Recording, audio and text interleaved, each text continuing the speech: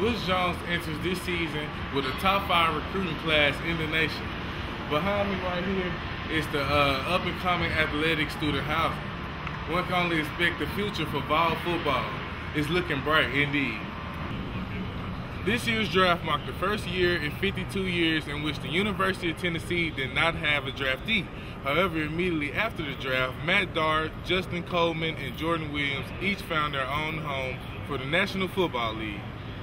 I mean, let's be honest. Rick Barnes is probably the best coach that's been here since Bruce Pearl, and he's coached a more impressive firepower of Kevin Durant, LaMarcus Aldridge, Tristan Thompson, DJ Augustine.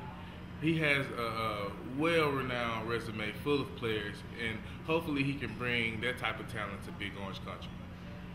Today, Bush Jones and his football regime held a student practice, allowing all students to enter kneeling and watch a spring practice by the Vols.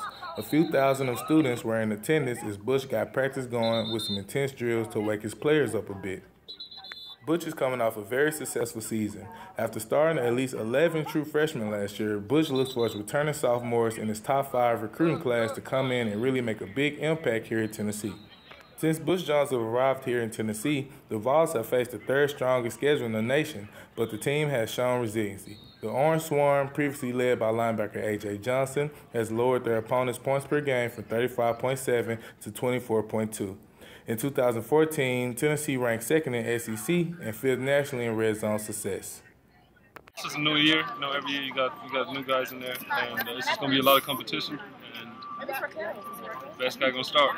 Like different sorts of receivers, got big, the short, small, quick, and then out for that we got a lot of depth, man. So our rotation is going to be pretty nice, and we're going to have everybody fresh coming in the game. Every day as we're still trying to get better, still working to push strong goals during the season. So we have to finish strong and not get complacent. Have some fun with them, and that was great. Now it's like sitting back and kind of watching our players, interact with our students as well. Be sure to catch the Dish Network Orange and White game next Saturday, April the 25th at 4 o'clock. There will be free parking and free admission. Hey, Kurt Majid here, Journalism 365, signing off. Friday marked the beginning of a 3-game series between number 12 UT and number 21 Kentucky, in which Taylor Koenig and Rainey Gaffin led UT to a 7-1 victory. Tennessee played 3 runs in the 2nd inning, 2 in the 3rd, 1 in the 5th, and 1 in the 6th. Kentucky scored this long run in the 2nd inning. Koenig evened the game in the 2nd inning at 1-1. Gaffin and Torrey Lewis had 2 RBIs each.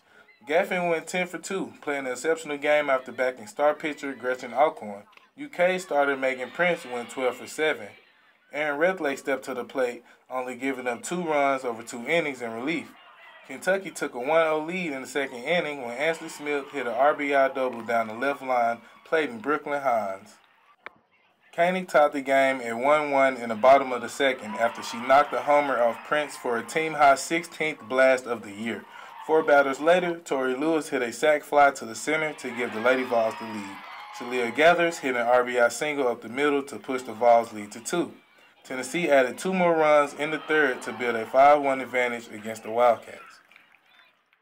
That's what we want from her. We want the ground balls. We know that they're going to make contact, and they hit some solid balls, but when the time came, she made them clutch outs. She had some key strikeouts, I know, throughout the game. So.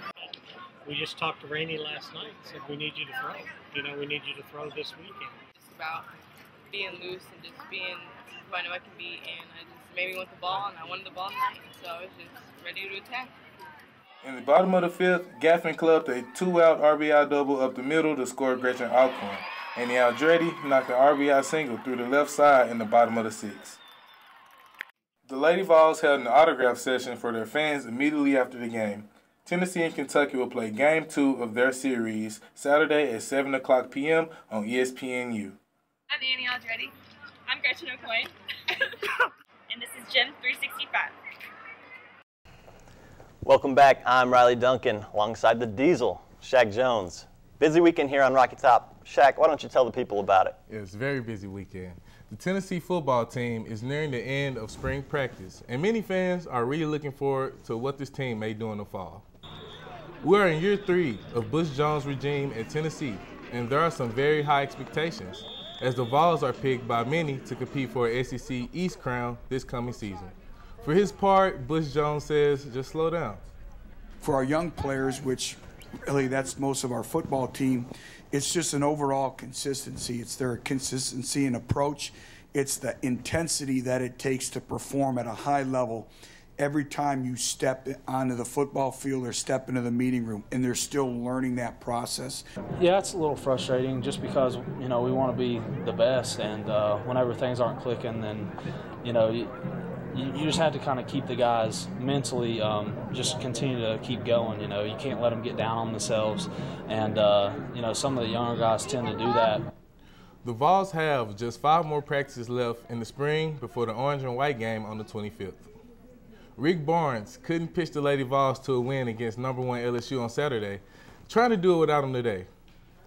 In the second down, 1-0 with a runner in scoring position, and Gretchen Alcorn with a base hit down the right side to score Annie Aldredi and tie it at 1. Into the third, Lady Vols now down 3-2. 2 runners on for Annie Aldredi. She connects to the left field to clear the bags with a 3-run homer and a 5-3 lead. Same score in the fourth. This time it's Lexi Overstreet who gets a hold of one. Pulls it out of the right, a solo home run, and that will end up the winning run as the Lady Vols take 1 of 3 from #1 LSU.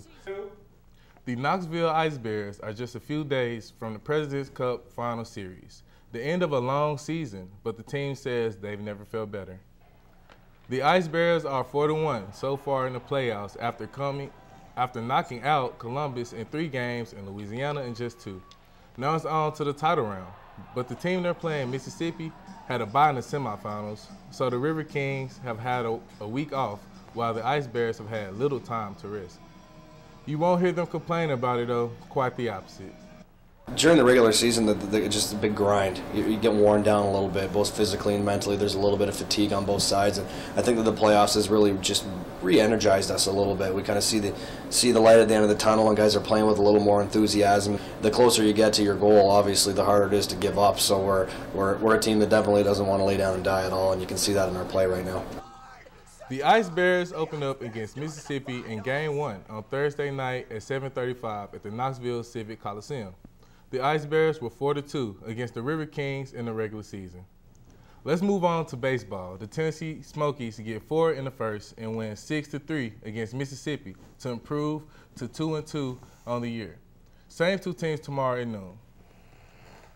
Jordan Spieth, man, he had a great Masters performance. What you think, Riley? I mean, anytime you can shoot 18 under, you know, beat the rest of the field by 4 strokes, you know, this is a 21-year-old kid. You got to think he might be a star in the making. Right.